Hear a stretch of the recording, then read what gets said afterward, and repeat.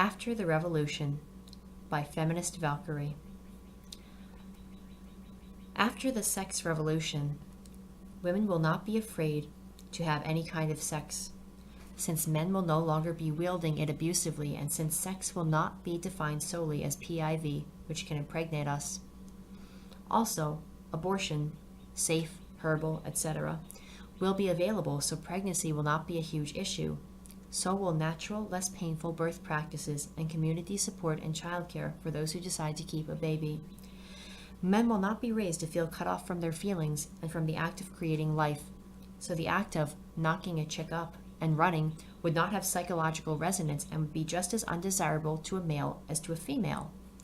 Since a male is parted with his seed after coitus, his natural and unerased sympathy for his potential child will mean that he too is burdened by hit-and-run PIV, and that he is potentially separated from his child.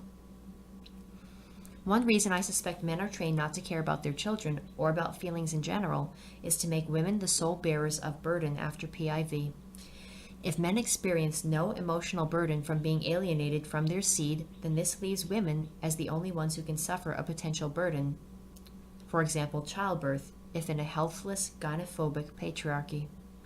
Like abortion, apathy, which is emotional abortion, is men's method of terminating the burdens of casual sex. Men will not be circumcised, so PIV with them will not be painful.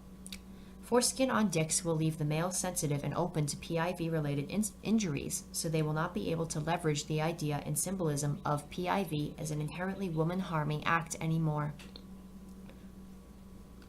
They will also not ram their dicks into us because sex of any type will not be seen as a punishment or conquering act.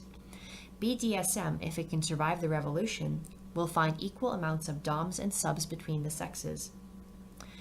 The psychological concept of invasion as dominant will be eradicated and replaced with the possibility of both invasion and engulfment, so the tensing of the body and the mental feeling of being attacked that plagues even women having consensual PIV, in which the man has no ill intentions, will evaporate.